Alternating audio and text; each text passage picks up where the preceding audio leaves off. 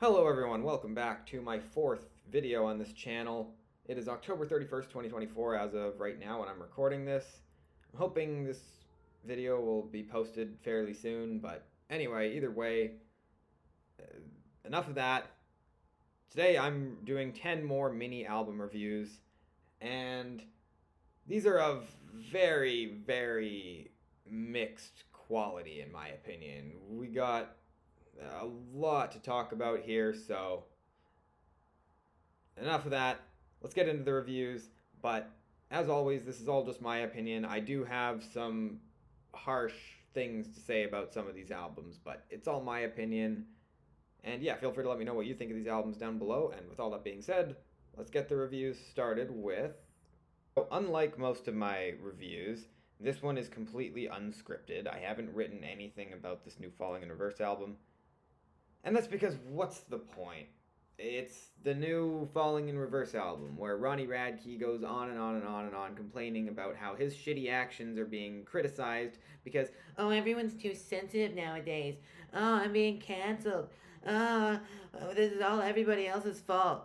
and no, it's not worth a regular review. I only listened to it really, well, partially out of curiosity, but also because I could go on here and just roast it. I wasn't going to listen to it. I am still not sure if I made the right decision. I probably didn't, but look, I hinted in my last mini review video when I talked about Katy Perry's newest album. I left a little note that implied that was not going to remain the worst album I've heard all year, and yeah, no, it didn't. It's this.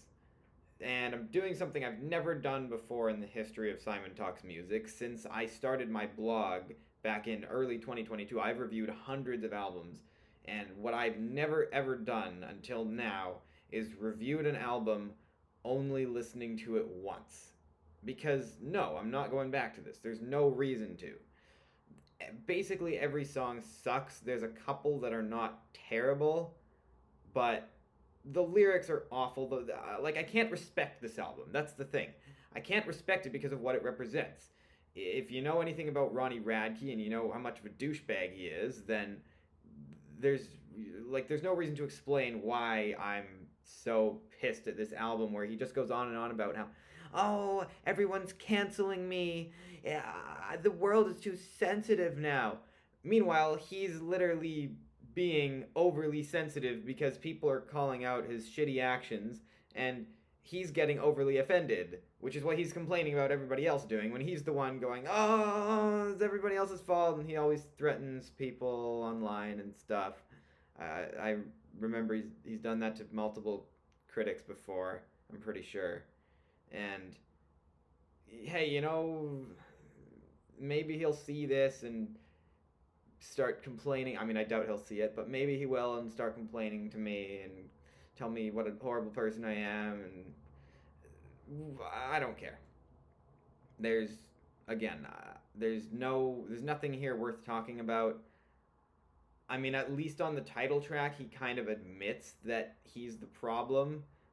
That is certainly the most tolerable song on the album, but for the rest of the album, he's just complaining, and I don't need to go over each individual song. For me, it's a 2 out of 10, but the rating doesn't really. Like, the only reason it's not lower is, again, that I thought the title track was decent.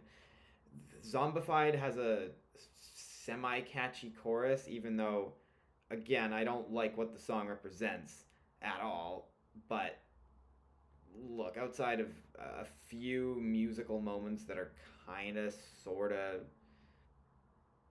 borderline good for moments, not even full songs. And again, the fact that on the title track, he at least admits that he's the problem, which he doesn't really do throughout most of the album. Again, there's nothing else for me to say on this one. So I was going to review this album months ago, and then just never really got around to it. But anyway, my first experience with a Luke Combs album was back in 2022 with Growin' Up, an album which I still, unfortunately, don't really like, although I do think he improved significantly with his 2023 album Gettin' Old, and thus I was curious to hear this new album. And this was released 2 days before Father's Day, back in June, and honestly, it's not really an album that gives me a whole lot to say. It's a heartwarming album about fatherhood, with a lot of unique twists on cliche lyrics, where the messages themselves aren't the most revolutionary thing you'll ever hear, but still heartwarming all the same, especially with all the unique ways that Luke finds to say what he wants to say. And again, there are so many really nice lyrical sentiments here, most of which show Luke remembering the things that his father did for him as a kid, and hoping to do similar things for his son, and also hoping that his son will learn from him as well and be a good father himself.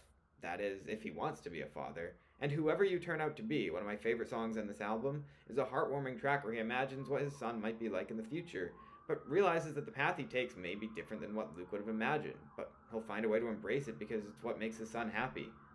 And really, outside of that, there's really not a whole lot to say about this album. I really like Luke's vocals, and the melodies are often quite strong. And while sonically, I think it hits a bit of a lull toward the end of the record, and I don't consistently love the production here either, this album really is mostly about the lyrics for me, and also the fact that Luke really sounds like he cares about what he's singing about here.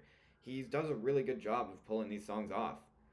And again, when the lyrics are just so heartwarming and unique in a way that you'd only really hear on a Luke Combs album, I think it leads to a really damn good album. Probably an improvement on his previous album. So yeah, it's a 7.5 out of 10 for me. And sure, I have some nitpicks that keep me from calling this great, but it's really, really good, and the best songs are must-hears if you ask me. I would highly recommend this. Even if you're not really into country music, I think this is worth a shot. So this is the 5th studio album from the British indie pop band Bastille, who were one of the first bands who I really listened to as a kid. But I've realized more and more over the years, the more I go back to their music, that I just don't think they're a very good band. Their debut album Bad Blood was mediocre at best. I never liked Pompeii nearly as much as everyone else, and it's probably one of the better songs on that album. Then their second album, Wild World, was probably even worse, even though Glory probably tops every other song in their discography. And then their third album was just baffling, as they tried to pull off a concept album with storytelling that wasn't captivating at all, and at least to me it felt like the definition of a fake deep album. And while 2022's Give Me the Future is probably the best of those 4 albums, or at least tied with Bad Blood, it still completely fell flat for me and served as another reminder that Bastille are just not for me at all. I mean, it was kind of interesting to revisit some of those albums for nostalgic reasons, but really quickly after I started listening to them, I started patiently waiting for them to end, with the super boring compositions and lyrics which just feel really pretentious. And yeah, I could be considered pretentious as well, but I never claimed that my reviews are better than their albums. But anyway, in honor of my childhood, I felt I owed it to myself to give this new Bastille album a chance, although I had basically no expectations this would be any good. And really, I shouldn't be surprised that this is a concept album, or at least something in that vein. As Dan Smith said, he wanted to learn a bunch of stories of people from history, mythology, and culture, and humanizing them for himself. And I should mention right off the bat that I'm not familiar with most of the stories being told on this album, and thus I can't really comment on the level of accuracy here, which I do especially want to question considering Dan calls himself an unreliable narrator on the opening track. But I can tell you whether or not I found this compelling. And no, oh wow, this album, it's not good at all in my opinion. I do not find this compelling at all. And it's really a bad sign when I look at a band's lyrics and say, I could write better lyrics than this. And I felt that way about pretty much everything in Bastille's discography. And I'm saying this as someone who really is not very good at analyzing lyrics, so who knows, maybe I'm missing something. But also, I'm probably even worse at writing them. And Bastille managed to take these stories and tell the most surface level version of them, which I typically wouldn't really mind if the framing didn't paint it as if it's some sort of super deep concept album, where the self-awareness of the opening track just feels more like a deflection of the fact that Dan probably doesn't really have much to say on this album. Again, it feels like I could write better lyrics than this, and again, I would probably not be a very good lyricist. I mean, look at a song like Blue Sky and the Painter. With a story about finally finding hope after a long, gloomy stretch, just feels like the most generic take on that theme. And then you get Eve in Paradise Lost, where he seems to be completely misunderstanding the story of Adam and Eve. Correct me if I'm wrong, but I've always heard it told that Eve was the one who got Adam to eat the apple, and here it was both of them equally, but Eve is punished more than Adam. I mean, it seems to be some sort of commentary on sexism, but it just feels so pretentious. And then there's a song like Seasons and Narcissus, with lines like, is this real love I'm falling in?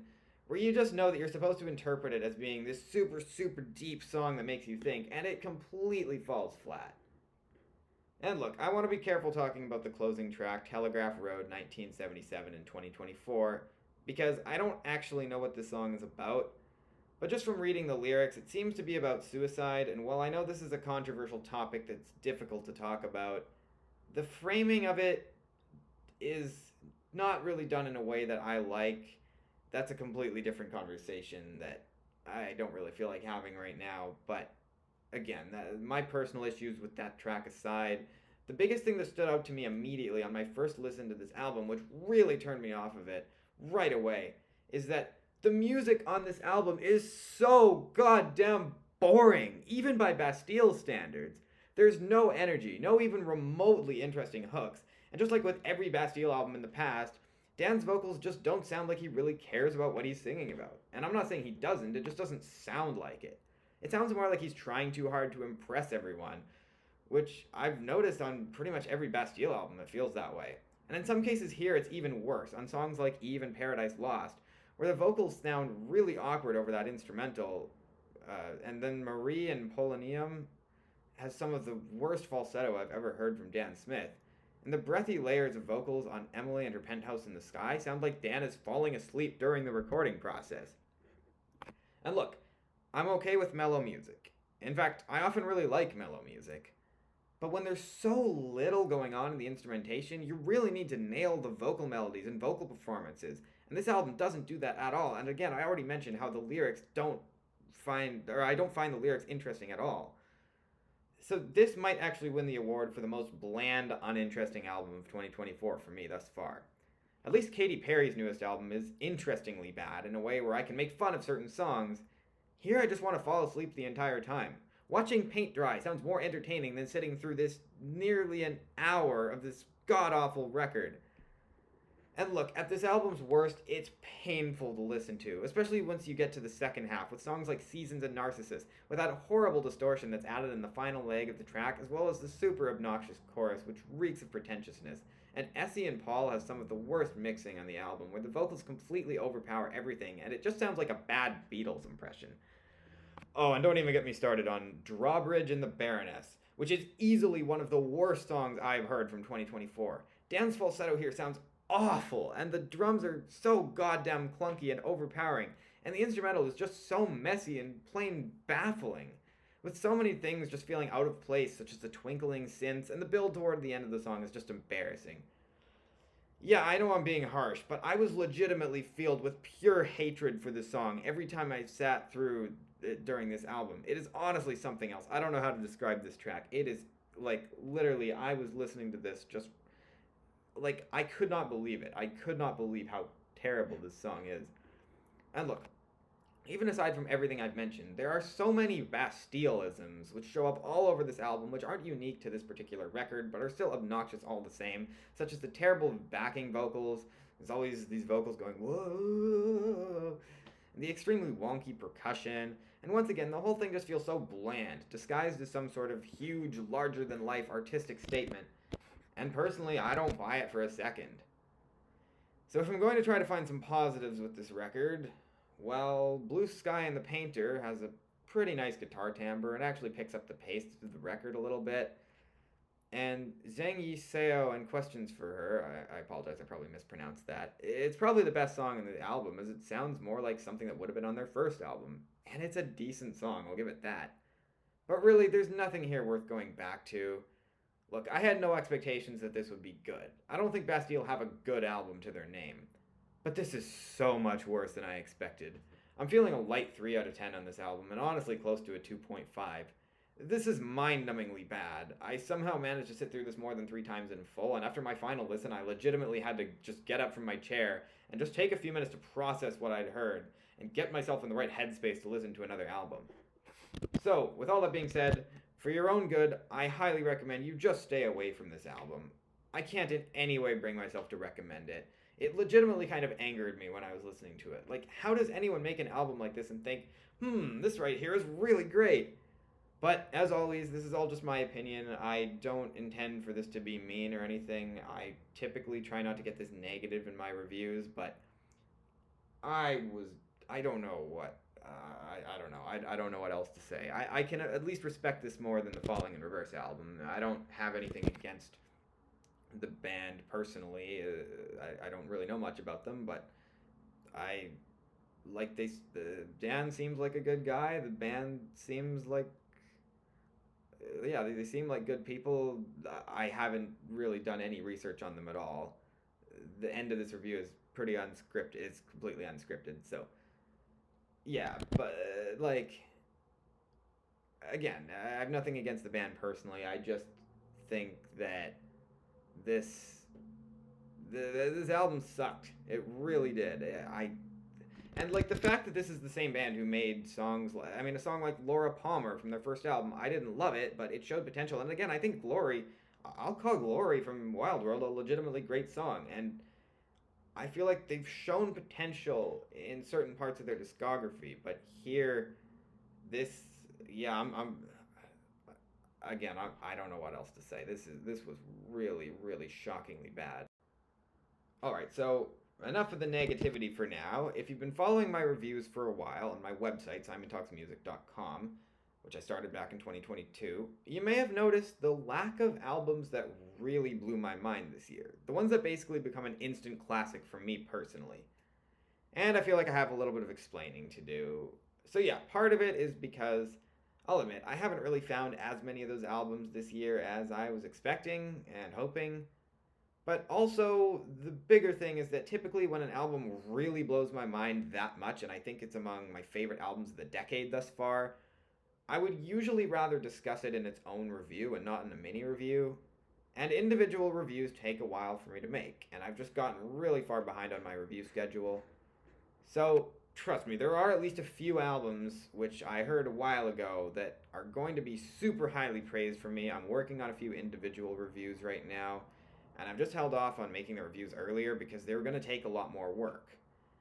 And in the case of this album, well, it's definitely good enough that I would have preferred to make it its own review, but just considering how many albums I'm planning on reviewing and the other individual reviews I'm working on, I decided it made the most sense to make that sacrifice and just make this a mini review, because this review, or this album compared to a lot of those ones, feels more fitting to discuss in short form, even though again I would have preferred to make it its own review. And yeah, I'll stop beating around the bush here. This is in the absolute top tier of albums that I've heard in 2024. It's a follow-up to the outstanding 2023 debut from this band that easily would have made my best albums list last year had I heard it in time. But this black metal group from the Ukraine, who, along with having some of the best black metal vocals that I have heard recently, they combine electronic music and black metal into a musical journey unlike any other that you'll hear. Seriously, this reminds me a little bit of Miss Sartham's Arrival from last year, which was in my top 10 albums of 2023, and this album is on a similar level to that album. Yeah, the melodies are a little more subtle than on Arrival, but they are sneakily really good. And they fit with the sound of the album perfectly. The production is absolutely awesome here too, with the way that the drums sound so free in the mix to completely crush everything around them, while the synths completely suck you into this atmosphere. And the way that the guitar and the drums complement each other in the mix sounds really goddamn heavy without being overpowering. It's absolutely insane, and I love it. This album is so fucking great. And it's one of those albums where I don't even think the lyrics seem to have a lot of depth, and I just don't really care. In fact, I think the apparent lack of lyrical depth kind of helps put the emphasis on the awesome instrumentation to go along with the story being told throughout the album. Similarly to Messerthim's Arrival, this album feels like a musical adventure, and it's hard to fully describe how well they blend these genres. I think you just have to hear it for yourself. Seriously, if you're a fan of black metal, I think you're doing yourself a massive disservice to not listen to this record. And I highly recommend their debut album as well. Seriously, I've already become a massive fan of this band, and I can't wait to hear whatever they're going to do next. So, if you're familiar with my rating system, you can probably already tell this is a 9.5 out of 10. I do use a bit of a weird rating system that I don't really like all that much, but I've stuck with it because it's what I started using, where I use half points. But yeah, a 9.5 out of 10 for me means that it's in my absolute top tier of albums that I've heard all year. This is easily going to be really high on my top 50 albums of 2024 list. One of the best albums I've heard in a long time. Or, like, one of the best albums I've heard in a while. even if you're not typically a fan of metal, I think you're going to get something out of this. Again, I did not expect this to be this amazing, but when I heard their debut, I was certainly intrigued, and this might be better than their debut. It's certainly close. But either way, whether you're a fan of black metal or not, I really think this is worth hearing. And, if it doesn't click for you, I get it, but I would highly recommend giving it a shot. This is amazing. So this is the debut solo studio album from Katie Gavin, who is best known as the lead singer of Muna. And even though I've listened to some of Muna's music, I had no idea what to expect from a solo album from Katie. And unfortunately, I'm left feeling pretty underwhelmed by this album.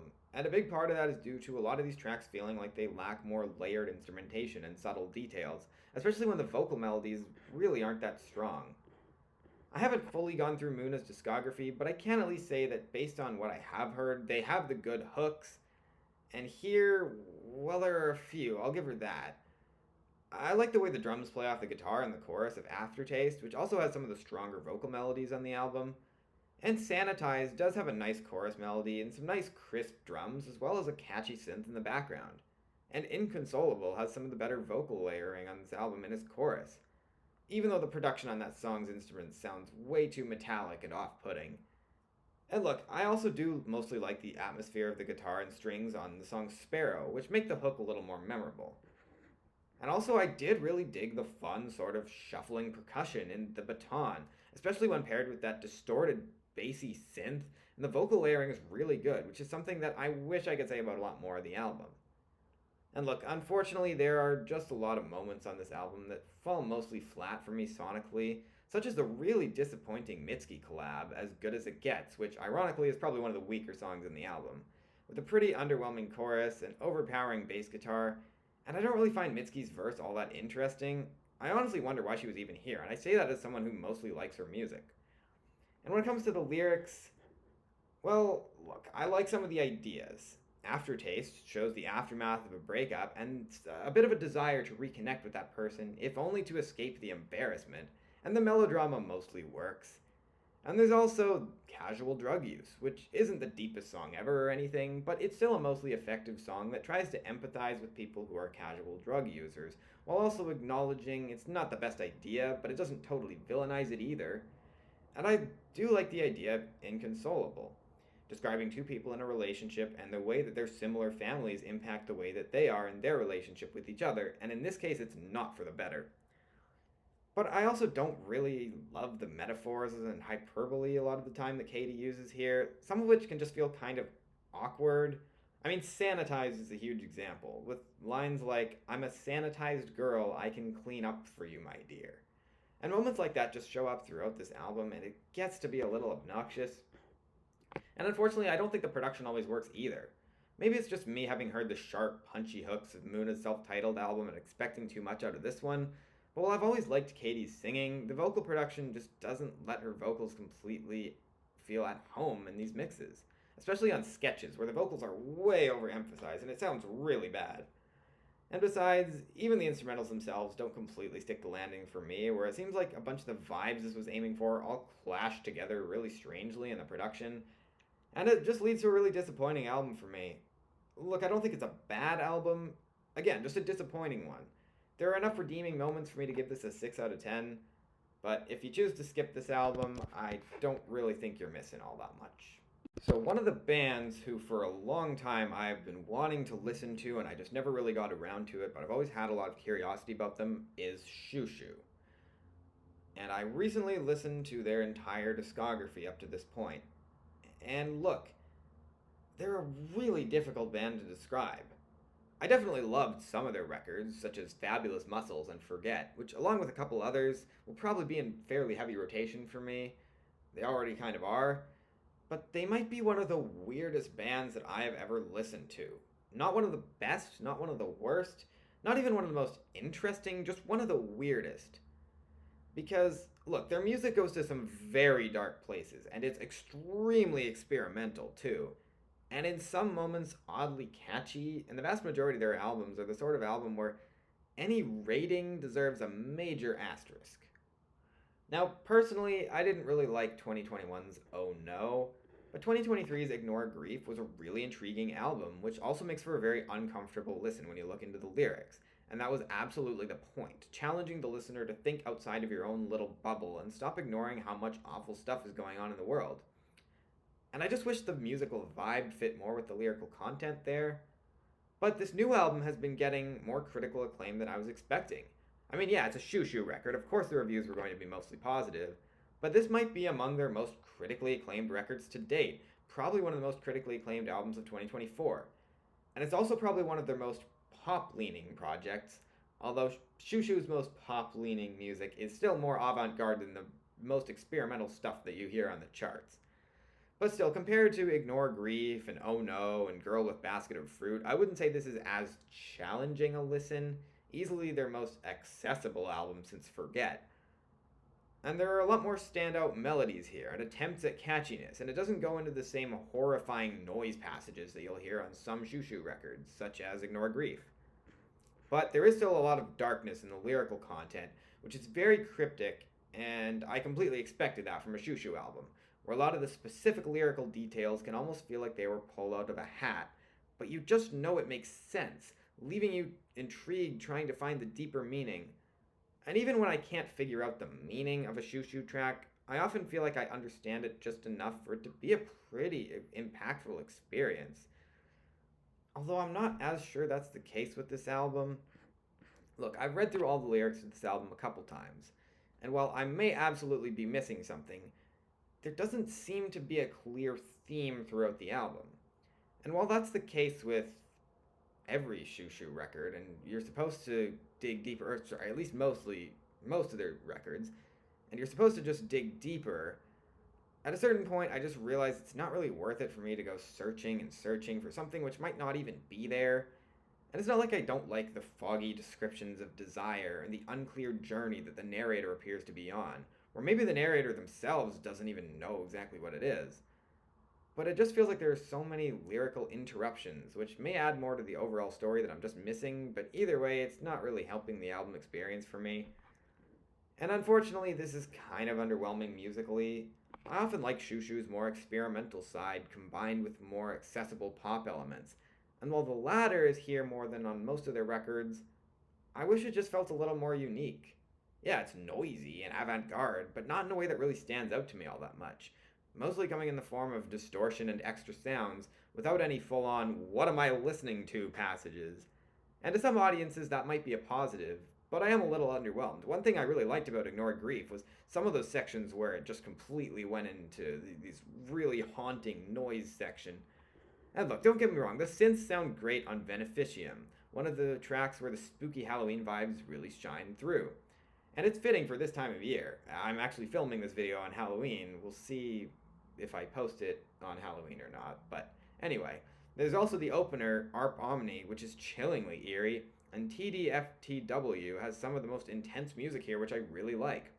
And the closing track's more intense moments are one of the biggest examples of what I would have wanted to hear more of on this record, with Jamie Stewart's cries of "fantasy, fantasy, fantasy, fantasy" over that sinister synth. But then you get the sort of clunky drums, which don't really mix well with the guitar in the chorus of Sleep Boulevard, and other moments where it just feels lacking in a lot more impact musically. And Pale Flower feeling kind of boring with a pretty uninteresting bass line, and none of the layered instrumentation really doing much melodically or production-wise that particularly interested me. Look, I do think this album is good, and it does showcase some of Shoo Shoo's strengths, including Jamie Stewart still being a fantastic vocalist, who expresses emotion in music better than almost anyone with their chilling vocals and the ability to match the vibe of the instrumentation and lyrics, which hasn't really been an issue on most of their albums except for Ignore Grief, and I think it was improved a lot here. But as an overall album, this isn't really hitting as hard for me as I would have liked. There's a lot of eeriness, and it seems to be fitting for this time of year, but I think they have a handful of better records than this. I'll give it a 7 out of 10 because I think it does a lot of things really well, but I think it could have used more truly chilling moments.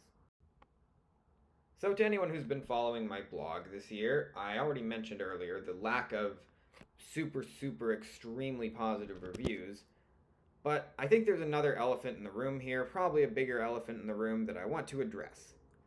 I have not reviewed much hip-hop at all this year. Yeah, I reviewed that Falling in Reverse album earlier in this video.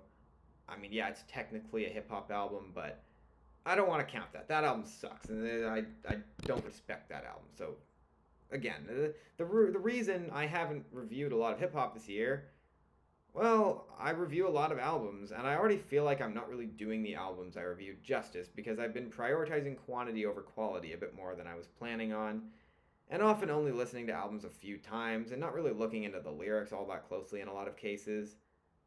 And look, as much as I like hip hop music, it's one of the hardest genres for me to review, because I feel like I still have so much learning to do about the genre, and when so much of it is about the lyrics, it becomes hard to review when there are so many lyrics, and I feel like I should be giving it more attention, but I haven't really been able to review as many albums as I would like.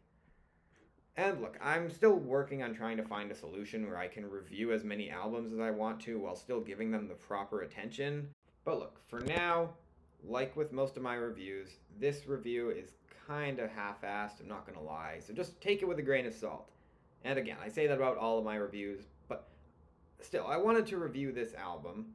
And by the way, I do plan on reviewing that new JPEG Mafia album and the Vince Staples album that came out earlier this year, and the Lupe Fiasco album, and there's probably some others too. And look, I remember really liking the album last year by Armand Hammer, a duo consisting of Elucid and Billy Woods. Also, after recently re-listening to Elucid's first two albums a few times each to prepare for this review, while I definitely didn't give them the proper attention, I definitely really enjoyed those albums a lot on my first few listens, even though again, I didn't really look into the lyrics all that closely. But while I also didn't want to look too deeply into this album to try to untangle it all super clearly, especially considering some of the things that Elucid has said about this album, where I think he said, I remember seeing an interview with him where I think he said something along the lines of, like, he doesn't feel it's necessary for people to completely understand his album for people to enjoy it. And look, I looked into the lyrics of this one a bit, and I did listen to it nearly a half dozen times in full. So, again, though, take this with a grain of salt. The first track, The World is Dog, has one of the more groovy instrumentals on the album, although I think I was more fascinated by the second track, CCTV. And look, again, I can't pretend that I fully get this song, but I really like a lot of the lyrics on it, even though it's really hard to tell what it's about. But there are some really strong standout lines, such as, "There's no apt analogy for those paralyzed by duality," and also, "Even death got a melody, unsettling." And I really like Creature's guest verse on this song too. The next big standout for me was Slum of a Disregard. I watched part of Elucid's interview with the Rap Music Plug podcast, that's the one I was talking about earlier, by the way, in which he told the story behind this song where he and his family had personal issues with a landlord and eventually found out that said landlord is a Zionist. And the outro of this track is one of the most chilling moments on this album, with that incredibly haunting experimentation in the instrumental, and the vocals being chopped so that it takes a while for him to say the line, "My landlord's a Zionist." And I wonder if it's showing how difficult it is for him to process that revelation. I just realized, no pun intended there. Anyway, and speaking of which, in that segment of the interview, I didn't watch the whole interview, but I watched part of it, and in that segment, he implied the album is mostly about him processing the stuff that's going on in the world, some of which affects him personally as a black man in America. And there are some really potent moments, such as In the Shadow of If, where he talks about flags that make him uncomfortable, possibly Confederate flags, and the haunting fact that people who support white supremacy are real people making those choices. And there's also the closing track, Zig Zag Zig, which is definitely one of my favorites on the album, with the lyrics about feeling unsafe as a black person due to how much racist violence there unfortunately still is, with one of the bleakest lines on the entire album being, "I didn't watch the video. I remembered in my body." But on a lighter note, I was really intrigued by the musical experimentation of Ikebana, which at points sounds like one of the most avant-garde hip-hop songs you'll hear this year, to suddenly damn near sounding like a pop song, and then switching back to sounding really experimental. And I also love how Zolo speeds up toward the end.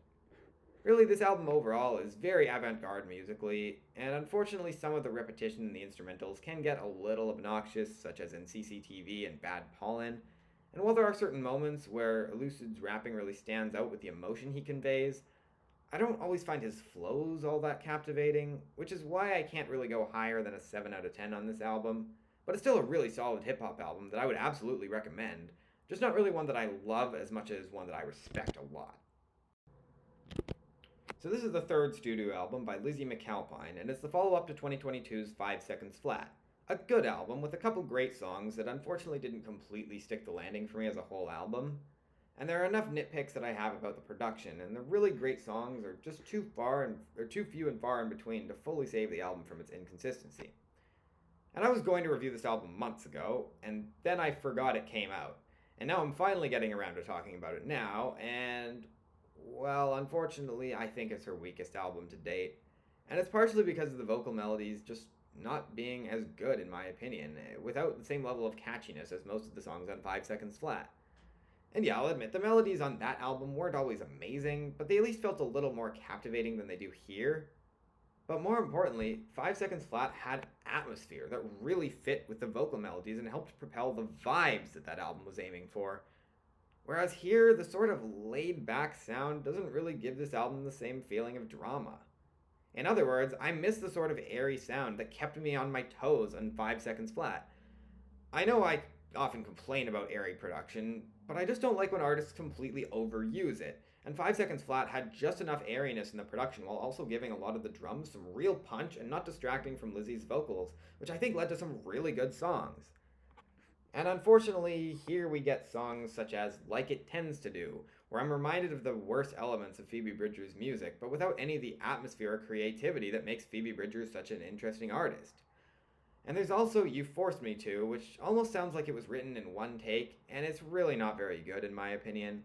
And there are other tracks here in which the folk vibe just doesn't really have as much emotional resonance for me as I was hoping. And that's not to mention All Falls Down, which honestly sounds like a Clairo song, although at least Clairo's songs don't usually have choruses as annoying as this one, and also have better production. And while I usually prefer Lizzie McAlpine as a singer more than Clairo, I'm not sure Clairo has a vocal performance on any of her songs as rough as this one. This song really didn't work for me at all. Now, there are some moments here that I like, such as the opening track, The Elevator, which is a pretty strong intro to the album as it gives you a good sense of what the album's going to be like. And it's also one of the better tracks here. And the tension in the chord progression goes well with Lizzie's great vocals on Staying.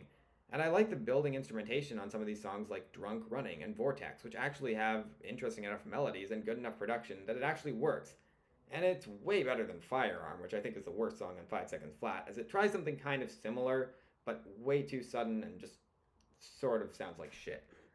But as far as the lyrics here go, well, there are some interesting moments, and there seems to be a lot of songs here describing failed relationships, and many different reasons why relationships can fail, and sometimes the uncertainty of who was to blame. But most of these songs just really aren't standing out to me, with the exception of March, which I'd consider the one great song in this album. It's a beautiful track about the loss of her father in 2020, and realizing how impermanent everything is and how quickly time passes. But with that being said, as a whole album, I really struggled with this one. I think for a certain audience, it's going to hit really hard. If you're a big fan of mellow folk-like albums with a lot of introspection and a very poetic vibe, you might really dig this. And look, I can often really love this style, but compared to albums like Taylor Swift's Folklore and that Gracie Abrams album from 2023, by the way, I'm still planning on reviewing her new album, this one just didn't really resonate with me as much. So for me, it's a strong 6 out of 10. Definitely a good album, but far from great, if you ask me. So for a while, Touche Amore were one of those bands whose name I'd seen online a lot, but whom I'd never actually listened to. And now they've released their 6th studio album, although their albums are short enough that I was able to listen to their previous 5 albums 3 times each all the way through and still mostly keep up with my reviewing schedule. And my overall thoughts are that I mostly like them, but didn't really love any of those records. I do like post-hardcore, but I was just wishing there were more standout melodies, even though the emotional lyrics were really strong. I would probably call all 5 albums of theirs good, but none of them great in my personal opinion. And on this album, there is more melody while maintaining that post-hardcore sound that I really like, with the crushing drums and guitar and the intense screams by vocalist Jeremy Balm. And I think it makes for a more memorable listen, and one that might actually end up having some replay value for me. It's probably the most I've liked one of their albums to date. And part of that is because, while I think there are some significant improvements sonically, and I think Jeremy's vocals are probably the strongest here of any Touche Amore album thus far, I don't think the lyrics have taken a step back either. I really like a lot of the lyrical moments here, such as This Routine, which seems to be about moving on from people in your life who you thought were always going to be there, but you ended up going in different directions, which also seems to possibly be a theme on the opening track Nobodies.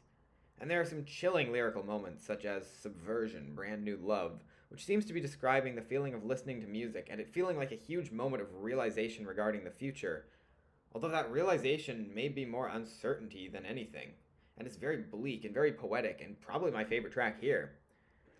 And I like that there seems to be more of an emphasis on melodies on this album, in songs like Hal Ashby and Nobodies, which I think make this album more memorable. Because good hooks are a big deal to me in post-hardcore, maybe more than the majority of genres, which might sound kind of odd, but it doesn't have to be the catchiest thing ever.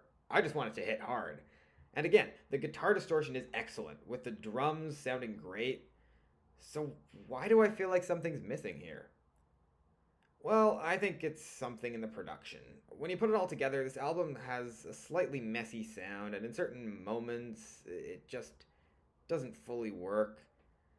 At least for me. And look, a song like Disasters, which has a lot more of a foggy sound than I would have liked, and the bass doesn't always blend super well with the rest of the instrumentation, with Force of Habit being a big example of an overpowered bass on this album. But still, this is a really strong post-hardcore album that I definitely recommend if you're looking for a bleak, emotional listen with great vocals. Yeah, there are some production nitpicks I have, but it's a short, hard-hitting listen which I would absolutely recommend to fans of post-hardcore. I'll give this a 7.5 out of 10. I think it's their best album yet. I'm not gonna lie, I was actually really excited about this new album from Halsey. Yeah, back in the early days of her career, she was one of those artists who the critics loved to hate, but I found myself defending her music over the years a lot more than the majority of critics. And after revisiting her previous 4 albums in preparation for this review, honestly, I've never understood the hate for her debut album, Badlands. It's not even one of those albums that fits into the category of, I like it, but I get why some people find it insufferable. Because on the one hand, I feel like if it were by an already critically acclaimed artist, then a lot more critics would have praised it for its experimentation. But on the other hand, Halsey wasn't a super well-known artist at that time. It was literally their debut album. And thus, I can't imagine there was any preconceived bias going in that made it harder for the critics to get behind it. And even I'll admit that Badlands is absolutely a flawed album, which is absolutely carried by its best songs, and as someone who would kind of struggle to call it a pop album, I've realized that I've heard a handful of critically acclaimed experimental albums which never really clicked for me, so I understand how that album may not be for everyone. What I don't understand is the huge negative reception it got.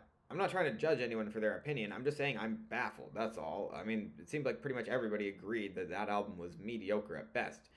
A lot of people said it was really bad, and I've just never understood it. But unfortunately, from Badlands to Hopeless Fountain Kingdom, Halsey had probably one of the biggest drops in quality between albums of any mainstream artist in the 2010s, and the latter of those albums was super mediocre. Although I have liked each Halsey album since then a little bit more than the last. But anyway, this new album.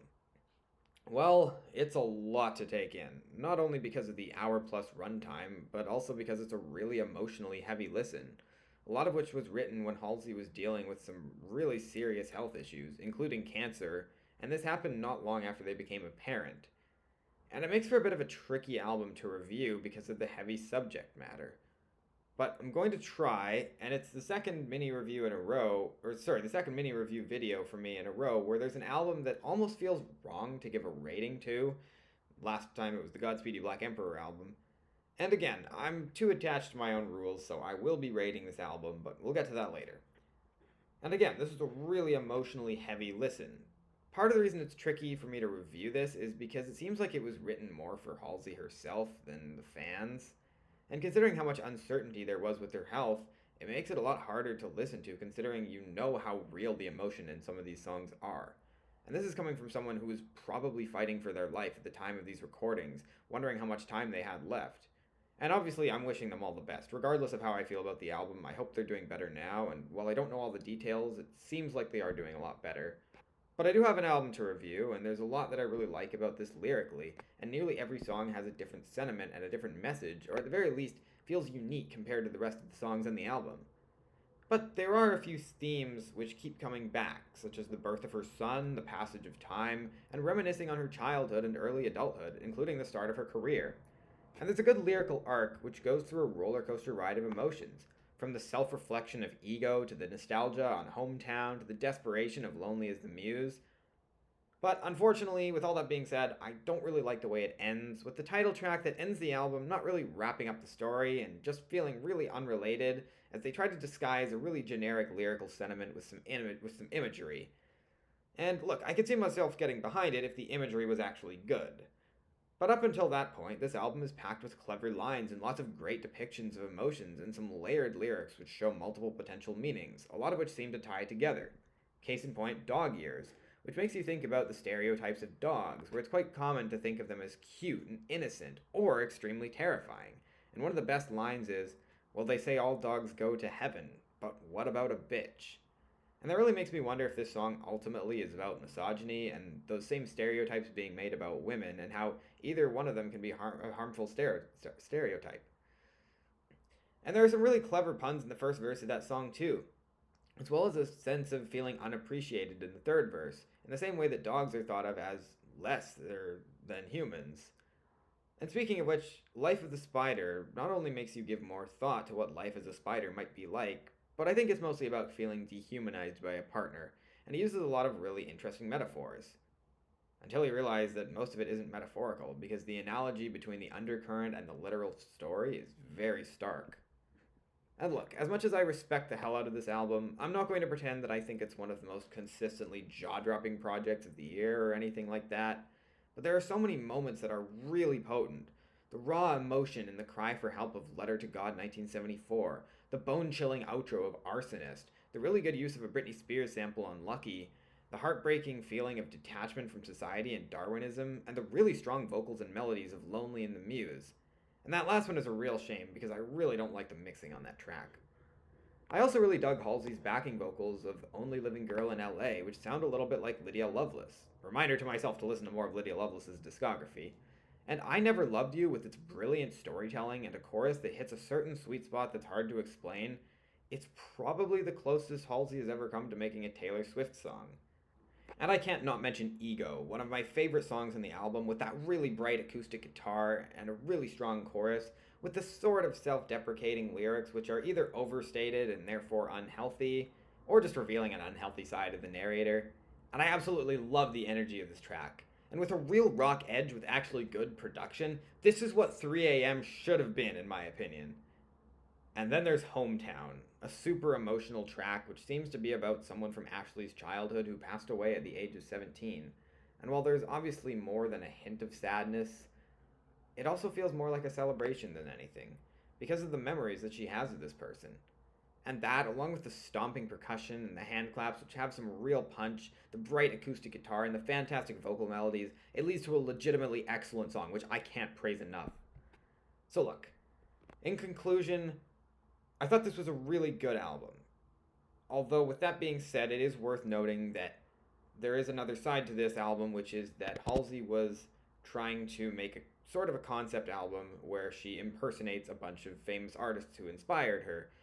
And I'm not knowledgeable enough about those artists to really know that context.